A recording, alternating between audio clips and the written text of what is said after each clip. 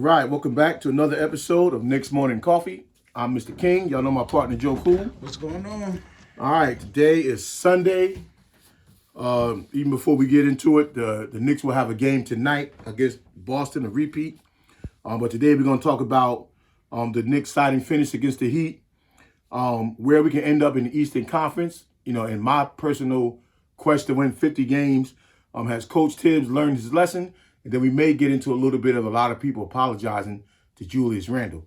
But first, like, comment, subscribe. That's my dog. And help us all out. A lot of people starting to jump on that, you know, I'm sorry, Julius type thing. Instead of looking at the player he was, people are more looking at the production, not believing that he could step up to that level again, you know. 2004. But I yeah. ain't gonna mess up no more. Yeah, I don't know about all that. This year, nah.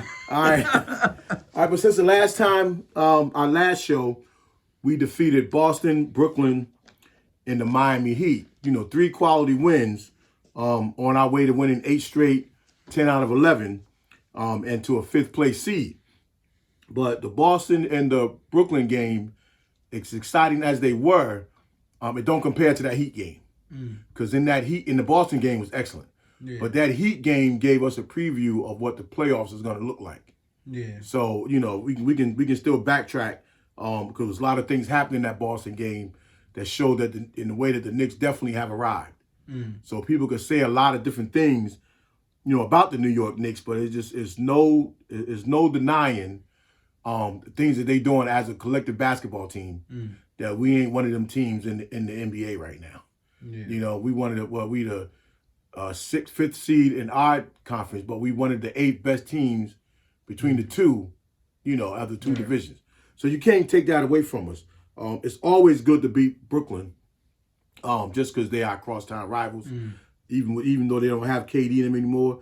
But that Heat game, to me, I'm like, it shouldn't have got to that at the end, the miracle shot. Well, I knew the Heat wanted it.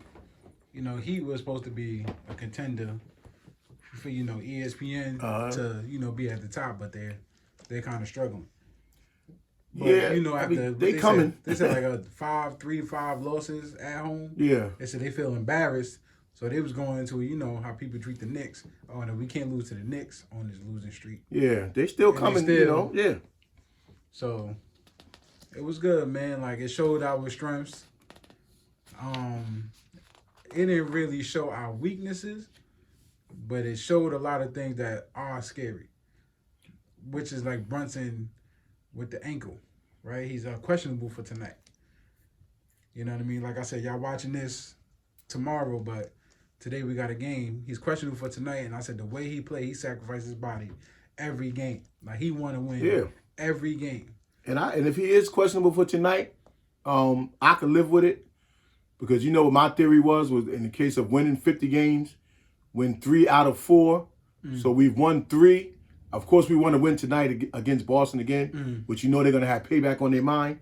But that would, if that was the case and we lost, that would be our 3-1 for this series. But you always want to try to win as many games as you possibly can. So we're not going to win them all. But the only problem I did say, like I said, a weakness that I did see is when Brunson is not in the game at all. When he had to go to the locker room, we did look like a different team. That's when the Heat started coming back a little bit more than usual. Yeah. Now you could double team Randle, and you know what I mean. But a lot of that was self-inflicted. Yeah. Because he noticed that also in the same game, in that same Nets game, some of those problems, even with Brunson on the floor, and we're gonna get into that when we start talking about Tibbs' coaching style. But some of that stuff is self-inflicted on the Knicks how they individually attack the game. But yeah, Brunson, the display that Brunson put on in these past 3 games, and particularly the first 2 of these last 3, he just was on fire, and he set the Garden on fire. And had it probably not been for the ankle sprain when he came back the other night, who's to say? With the tear that he's on, who's to say that, you know, not only was he player of the month, but what Brunson's given us is, you know, really before the All-Star game, but post-All-Star, he one of the top players in the league right now. Post-All-Star, you know, hands down. You know, so I'm just happy that the way we decided to go about this whole thing of winning games and starting to accept that it takes a total team effort for us to be at the top of the NBA. And then I look at how, not only we playing well individually, but we starting to put together the game within the game, right? So you're talking about, now of course you need your stars to play good, but we starting to learn when to drive, when to shoot. Our combinations of RJ to Mitch combo working for us, Randall to Grimes, Hart to Hartenstein, and then even Obi to IQ to Obi. We starting to put together things within the game that start making you starting to feel like a real team, and it started to remind me, not comparing them to the '80s Lakers, but when everybody get to touch the ball, that's when that's the sign of a great Making team the right extra there. pass, The extra pass, and not overpassing, knowing when to shoot it, and also knowing when to drive, because the drive and kick is such a big part of what's going to take us where we need to be. It's more so than the isolation plays, because when you get into the isolation plays, that's what almost cost us a game against the Heat. Yeah. We started going one-on-one. And then the Knicks can't, we can't do that, because, and we'll get it. In fact, we're going to just jump to. And not for nothing, the Heat did play great defense. Like, they was on us, like, white on But right. we made it easy by over-dribbling. Yeah, but we did that. I'm talking about over-dribbling, but when you taking away your next two passes, I'm not talking about the across the court pass. I'm talking about your left and your right. When you take those two passes away, you got to do something. Now, the hard thing about the Heat is Brunson is really good at one-on-one. Randall, they've been showing he's good at one-on-one. Y'all can't hold him. You know what I mean? And quickly. So it's like, now you got to play him face-to-face. Yeah. But to take away the people when you're left and you're right. Yeah, I just don't want to give them. Clyde did the same thing. He gave the Heat all the credit. I just couldn't, even while Brunson was in the game. That was us holding the ball. Brunson, Randall, RJ, IQ. We're just holding it too long. When you see that, when the type of defense we know that the Heat are capable of playing, we got to just move the ball in them situations. Right. They want you to take that extra dribble. So when you turn your head, that guy is coming. But then again, we don't got, as good as we playing, we still don't got a clear cut. This is the offense we run. They just kind of do that on their own. This is like a motion. You got these options. You don't think you're not giving the coach credit for that? No, I am. I'm giving them credit for they got some type of rhythm, but like a clear cut system that you can break down. No. It was like, it's not like Golden State where you can see the plays happening and you just can't stop it. Well, I mean, look how many plays that we've seen or Brunson calling the last game. Because Clyde was highlighting, Brunson's calling a play. Just look how many that you see. It's different from you calling a play and you just running the system. I think that's part of our staple. I think because these past 30 games, I think that motion offense, the drive and kick, even though we're not driving all the way to the hole and kick, drive to the next person's man towards his and kick. I think that's a part of our staple. Right, but what I'm saying is usually, even I think with Woodson, if I'm thinking correctly, I'm just say Woodson, but the Knicks used to have, the thing with the coach. And they running the plays, and you showing this person come up, set a screen, this person's here, or later on with the triangle offense. Like they just don't do. I know, but they just don't do that. That's all. They don't do that. But when I'm watching the game, I do see that they doing something. Yeah. But it's not like a clear cut. This is what we doing to be successful. The reason why we successful is the same thing that Durant and what's the name over there in the Suns is successful. Nah. You gotta listen. What I'm trying to say is you gotta guard Durant. And now you gotta guard Chris Paul and make it easy for Devin Booker. You gotta guard them. So how much of an offense you run? Nah, I don't. I think it's an offense. It's not like Golden State. Golden State, we just don't know if Clay, Curry, Draymond, they never been on other teams before. So their system just look like it works because every time they add a play, it just keeps working. Nah, I don't know. I mean, you could be right, but I don't. That's what I said. That's what I see the stuff. I see the consistency, like when the other day when Grimes came up and set the screen with Julius, knowing that Julius was going to attack his side of the ball, and then Grimes jetted across the other side, and before his man was caught in no man land, Julius already threw the ball over there for Grimes to hit the wide open three. Right. It's like that's a premeditated All right, so how many times did you see thing. him run that? But you see those similar type things because it's a read and react type of an offense, and you see those. You see it in the players when you're talking about our combination between players. These are things that have been put in and talked about. Where I would give Tibbs the credit of allowing that type of thing up in his own offense, his own offensive freedom. MSG might send us That some I would tape so we give. can start Listen, seeing if Tibbs had that they same, gotta point it out to us. Like, if he had this, they don't gotta point it out because you know the basic sets. And if Tibbs had the same thing that the other coaches had, where he had the weekly show, he don't got that. That's what I'm saying. So because you I don't think that see was it. messing us up, but Well, I mean, now everybody most people don't have the naked eye. They can see how certain plays are ran to develop because everybody run the same thing. And you start seeing the consistency in certain players and how they react to certain movements on the court. So that's why I say, right, Tibbs don't get all the credit for that, but do he get some of it? You know, that was my main question. I say this: if Brunson don't play tonight and it's not the same, then It ain't gonna be the same. I'm talking about it's not the same, but no. Yeah, but Brunson is a major. Of course, it won't be the same. They can still run and win. True. But let's face it, the reason why Brunson is so valuable to us, but for that skill set that he individually brings. Right. Right. So somebody else can't run the team the way he do to steady you. So, of course, coach don't get all of it, but do he get some of it? But again, when we look at Grimes and his 3-point shooting, it's now starting to pick up. Yeah. So I don't know if that's more maybe the guy I'm guarding now is not as tough as an assignment, or now I'm just starting to figure out the transition, especially from defense to offense, the way Josh Hart, his ability for us, that he changed the dynamic of our team because of his ability to go from defense to offense. Not only that, if he's the one with the ball, the way he pushes the ball, he forces our whole team, changes identity. He forces our whole team to run, and then to run in a creative manner. We don't just get it now and give it to the person. They pull it back, wait till everybody get ahead of them. He just starts down court.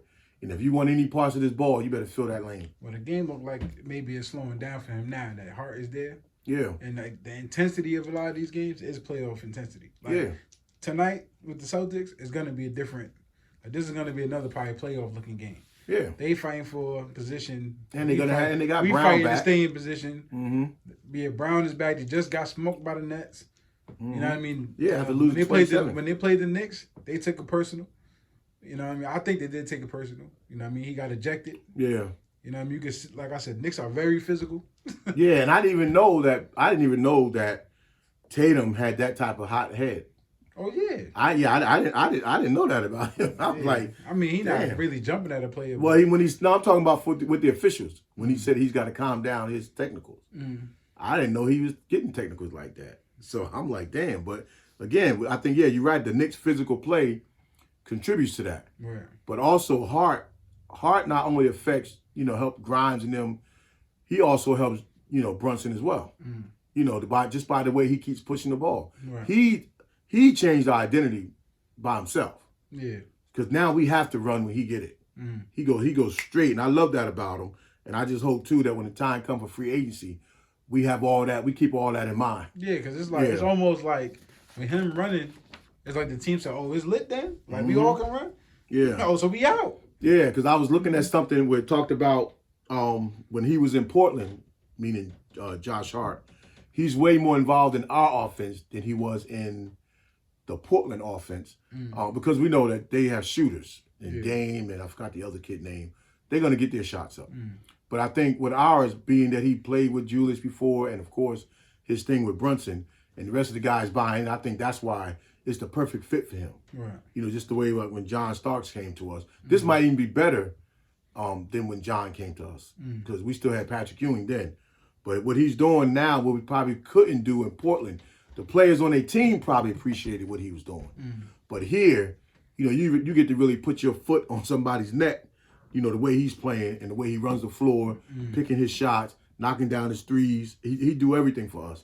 And without him, we right now would probably still be tipping between that 6 and 8. Scared. Yeah, he's not scared to talk to everybody too. Nah, you ain't supposed to be. Yeah, I seen him talking to a couple of players on the side, telling them where they need to be. And if that's what he was doing, you can't read the list, but you can see him pointing there. Yeah. And showing, like, even if it's a good play, he's still going to Mitch, like, hey, Mitchell Robinson, he's another one. Can't leave him out of it. Oh yeah, I mean, damn. Yeah, Can't leave him out of it. Woo, Mitch is. Listen, it's almost listen, group scary. chat. Gee, I know you hear me. I got my apologies for that. So you know what I mean. That Mitch is somebody to be. He can't be messed with. Like. So what? You didn't have that. You didn't have that kind of doubt about Mitch. No, but they apologized to me. Oh, they apologized. Yeah. No, about. Oh, okay. A lot of apologies going Yeah, on let's get today. these apologies up. Yeah. I mean, yeah, listen, Randall. I'm sorry. You too. You just needed some help. That's Just, all. I got to just listen to your boy. You right. Because I know, but I understand people's frustration with Randall. Because you want to remember, I got a text. I got a comment this week about from a previous show, a good friend of mine who I respect, saying how the Knicks just will never be. And I just, as much as I love this guy, I just don't agree. Because it's a new day, it's a new time, and there's no clear-cut favorites, especially in the Eastern Conference. Right. You can say Milwaukee going to be a big threat. But there's nobody for us to really fear if we're on top of our game. Right. And ain't talking about we're going to go in there and just run to the championship. But if we play our game the way we're capable of playing our game, we can knock off some teams. And if we don't knock off the team, we damn sure can make it hard for them in their next round. But as far as looking out for ourselves, apologies for Randall and definitely for Mitch. People should have been apologizing to Mitch. But apologies for Randall. You take him as you can get him. But a basketball mind, you see the ability that Randall has. So was everybody just waiting for him to put together a string of, a string meaning months of his talent, or was people just waiting for what? I mean, the problem, we very vocal as Knicks fans. So it wasn't like I was saying he was a bad player or anybody. It was the fact that what we think we wanted now wasn't what he was doing. Matter of fact, let's go a little segue because it really don't affect the Knicks, but it affect the Knicks in a kind of way. Talk about John Morant for 5 seconds. Hit that like, comment, subscribe. So John Morant, star player of the Grizzlies, doing everything that a Knicks fan thought we wanted, right? Waving the gun on Instagram, thinking he's a tough guy. I don't know what's on his mind. Like, why would you do that? Yeah. Well, my take is, first of all, he's a great talent. I'm not the biggest John Morant fan anyway. But of course he's a great talent, but I blame him and I blame his father. Yeah. Because to me, you making LeVar Ball look like Father of the Year right now. Right. Just by your son's actions. Sometimes you can judge a son by the way his father act. And yeah, LeVar Ball was more boisterous than this guy, but the way you allowing your son. He never no violence though. Well, you allowing your son. Everything was all ball. When a son feel like, that's like a parent say when your child go out, if anybody bother you, let me know. And a kid will take that the wrong way. Right. So when your father's up there yapping with people in the stands and going back and forth with people, and your son is just taking on the fact, okay, my dad got my back, so I can act this way. But then y'all both are going to be out of the league, And whatever hood y'all came from, and maybe in your mind you feel like y'all going to go back to that same hood, and you want to go back with that same mantra. But I blame the father also for allowing your son to come into this precious league where only 400-something guys get to play in and act that type of a way. Right.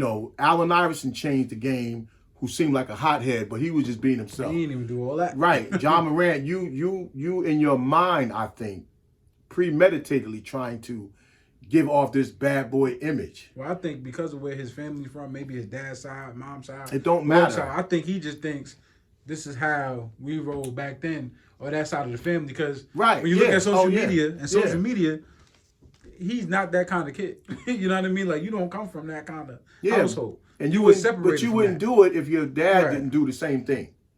You wouldn't see your dad emulate that way of, I don't care about nothing. So my advice to you, John Morant, is, okay, be yourself, but I would say sit back, enjoy this game that so few are privileged to play. Yeah, you could be the bad boy, but you too bad. Well, he's going to bad himself out of the league. Now, usually I would say, because this is the big news and how would it affect the Knicks, really don't affect the Knicks too much, but this is why the Knicks really can't get no stars, because they're not playing that. Yeah. You know what I mean? If you even hint at the Knicks being bad boys, which they did a couple of times in the last couple of years, it's like the Knicks reeled it in. Yeah. Which I wouldn't like to. Like, play physical. You can have a chip on your shoulder. You can push people around, but leave it to Ball. Like, you ain't got to take it anything further it's not than necessary. that. Even KG, it never really got that far. And if it did, they settled it amongst the NBA friends. Yeah. But a lot of his stuff also is off the court. And that's what's make us dangerous.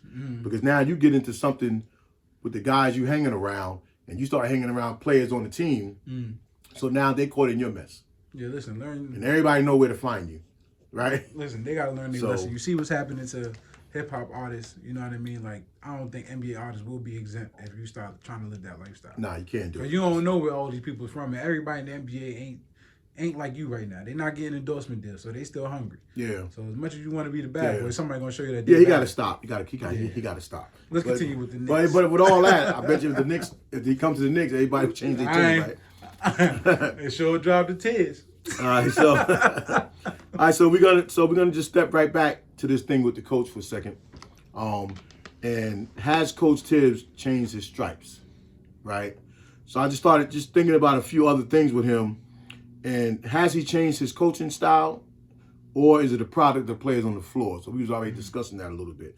But I think some of the keys with him for me, his rotation and minutes distribution, has that been better for you or worse? It's been the same. It's only looking better because we winning. I mean, I really don't I don't want them getting hurt. That's my problem. Well, because I think he curtailed their minutes to a degree. Because we'll get to another one. Keeping the hot hand out on the court. I think he's been doing that. Yeah, he's been doing better with that. His in-game adjustments. What do you say about his in-game adjustments? No. That could use because inbounding the ball still is terrible. You call a timeout, we go to inbound the ball, we can't even get it inbounds. Well, a lot of times we see that's the thing. That's when the they flip call side. plays, they're looking at Tibbs. They don't really they looking at him to get the calls. Like I said, we don't have a clear cut system. Now, if you're talking about defense, I can see the system that they doing. Mm-hmm. Like it's not you stay on your man until a certain switch like the off ball side. They not just switching. It's almost like they playing zone. But once it's on ball, you're playing man. Like whatever that system is, I don't know what to call it. But I mean, but that's what they doing. They doing that. I look at his offense. I look at the adjustments for me when we're talking about the inbound. I don't know why for 2-3 years we can't inbound the ball, but most of the time, except for that one time the other night, most of the time when he calls a timeout, we score off the play. Most of the time, but all of the time getting the ball inbounds is a problem. We got to lead the league in 5 seconds. Or still on the inbound from somebody. We got to. Okay, how about holding the players more accountable on the offensive end while giving more offensive freedom? Now, he definitely giving more offensive freedom because more guys are getting in double figures in one game. JR got too much damn freedom. JR's freedom was different. Plays should have been directly ran for JR. Because I don't know. That's my guy. He been playing well, but sometimes it's cringy. But is he holding people accountable? Is coach holding people accountable on the offensive end? Because it seems like sometimes they sitting for a while. RJ. Yeah, RJ. Yeah, RJ in particular. Because and sometimes to me, he should yank Randall. I mean, sometimes just to keep sending that message because you're building something strong, and Popovich proved ain't nothing wrong with being hard on your star player. Players are built different today, but I look at the other game when, even though yes, Brunson did go out, but even before he went out, when the Heat started making their run, we unnecessarily started going one-on-one. All the extra dribbles. It was not necessary. If we already up by so many, let's take it back to the Nets game again with Randall. As great as he's playing, right? He's on a tear like probably the top 2 and 3 right now in the league. But when you weren't contributing, right, and we still blowing the team out, there's no need for you. Okay, try to find your jumper. You passing the ball. There's no need for you to have to really try to create off the dribble when you don't even got your handles right that day. And it's unnecessary. But you're losing the ball 3 and 4 times in a row. So that's why I say sometimes maybe just pull him and then have one of the assistants, somebody just get in his ear, keep him focused. Because if you look at the thing I put on my Instagram we're not really stories, doing no plays where we getting the midi off. Well, I mean, it's not like it was Stoudemire was hitting the mid range. Well, but still, that still was a set. I don't know if that was always designed just for him to hit the mid range. But again, even back then, the handoff was Stoudemire. But when the handoff wasn't there, he turned and he shot it. So we say the same thing. We'd like to see that for Mitch. We like to see him, if the handoff isn't there, let Mitch shoot it or let him take one dribble and he's airborne. Nobody can stop that. But I do think that players are getting more offensive freedom, although I would like to see maybe a little bit more accountability. On, like, again, you're doing it to RJ, you can maybe do it to a few more players, even though guys got to play through their mistakes. All right, so each week we said we're going to do... So what you going to give Tibbs a grade? So what you thinking? If I had to give him a grade right now, I'd give him a B. Yeah, that's all. Ain't no doubt about it. Yeah, I mean, and that's good for him. Because his stubbornness, I guess, well, ain't got much there, but his stubbornness make you pull your hair out. So if I had to give him anything right now, I'd give him a B. And part of that B might mean by just staying out of the way sometimes. You know, you got to know when to step in and when to, you know, same thing with Magic Johnson. As great as Magic was, Pat Riley knew when to step in and when to leave it alone. And, of course, Tibbs is not Pat Riley, but at the same time, the concepts still apply. Right. But kudos to our whole Knicks team for the way that they're playing. Okay, this week our short player profile is Isaiah Hartenstein, because, you know, it's not much. It's not much on him, but he's a 2017 second-round pick, 43rd overall. He scored 5 points per game, 6 rebounds. Everything else, well, his field goal percentage is 52.4. I don't know why I probably thought it was a little bit less, but that's good, especially when he don't get that many shots at the rim. Yeah, he doesn't really go he for definitely gets that. He gets that little the short pick and pop, like, you know, roll to the middle. He gets that.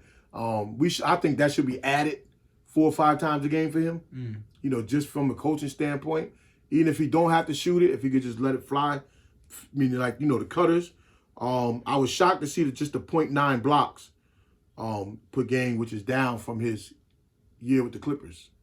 I'd like to see more of that protecting the rim, because really right now, other than maybe would have to be like a fantastic defensive play, he's not really protecting the rim for us the way he started out the season. And maybe that's because he's pulled away from the rim when the guy is driving, but we're not really getting that. And I also thought, even though he's a serviceable backup center, I thought it'd be a little bit more offensive production. Yeah, you know? I don't blame him. I know we talked about him last time, and you were saying how he was like apologizing that he wasn't playing up to his full potential. Yeah. But I think we just don't use him that way. No, we don't. And I think that apology from him probably came from an assistant coach, probably telling him coach is going to use you more, and it just hasn't happened. Yeah. But at the same time, so many other people have stepped up also. Because preseason, the way he was playing and the way he was doing is not what we're doing now. No. Yeah. I think when he's in the game and we running it that way, it'll probably be a little bit more better for him. Let him shoot the threes. Yeah, he missed a couple after the preseason, but because you're not putting it in the play scheme. No, I think to come out there and shoot. I think he just don't want his bigs that far from the basket. Yeah, because he's not even like in the preseason. He's not even. Whereas in the preseason, I guess when somebody's going to drive, they pulled him out to the 3-point line. He's nowhere near. So I just don't. And you know, Mitch definitely nowhere past the foul line. So I don't even think Tibbs all the way around the court don't want his bigs that far from a rebound. You know, Tibbs with this Knicks is going to be like Belichick and Brady. Oh, that's a deep one right there. Belichick and Brady.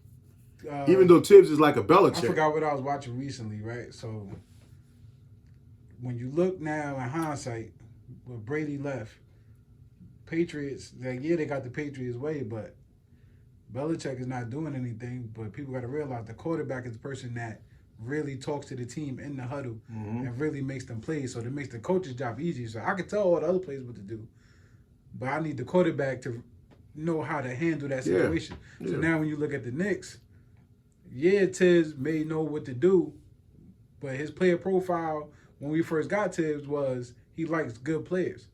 So we got decent point guards, but then as soon as you put Brunson there that can kind of just go out and do it on his own, that's why when you said, do you give that credit to Tibbs or do you give it to the players, a little bit of both? I kind of give it to Brunson because without Brunson, if you take him off, is it next man up in a Tibbs system? No, it's what Brunson's doing. Yeah, but also no, that's Like right. yeah, if you look at hindsight with, I don't know if I'm making the best analogy, but now that you see what Belichick and Brady is, now you can be like, maybe it was Brady. Now looking at the Knicks, yeah, we're gonna say coach is doing good, we winning. If we pull it back a little bit and be like, if Brunson don't play tonight and we don't get the results we want, is it I mean, a Brunson but thing? is that results in win or is that results in how they play? Because let's face it, Boston had the best record in the league, right, for a while. So are you expected for the NBA to be that watered down that we're going to keep beating all the best teams? Or do we lose to them and everybody's still playing well?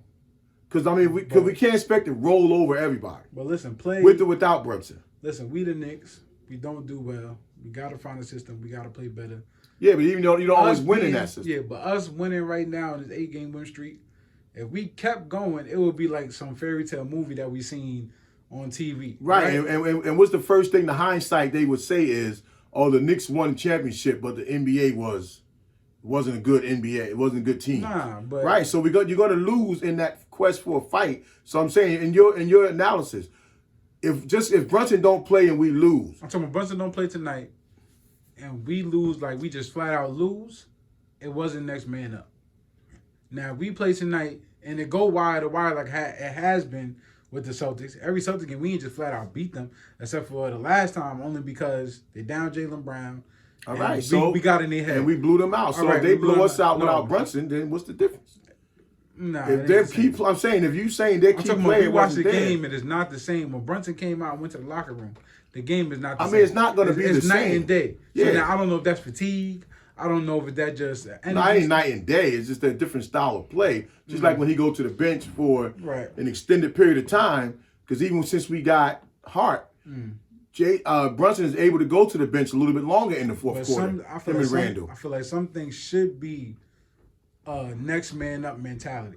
So but your backup certain style of play, but your backup should come in the game and know what to do. Like but they're not going to play the same way. Just like a backup quarterback is not going to play the way the starting quarterback play. Right. It's just not going to happen. The backup point guard is not going to play the way the starting. Because it's two different type of games. In this past NFL, a lot of these backup quarterbacks been playing better than the quarterback. Well, I mean, regardless, it ain't the same though. They be getting the championship. All right, but it ain't the same. But it ain't the same. Regardless, let's let you know the Jets. Yeah. But that was just something to think about. Of course, we need Brunson. But again, we had a 5-game losing streak with Brunson early in the season. So all that could happen. Right now, Brunson and Randall are key, but who's starting to be that ignition for us is Hart. Hart is the one making everybody run in transition, making everybody react their instincts of playing regular basketball. Right. Like Obi don't gotta think no more when he's out there with Hart. IQ, they don't gotta think no more. Now he got the ball, let's go. But I also still remember in the back of my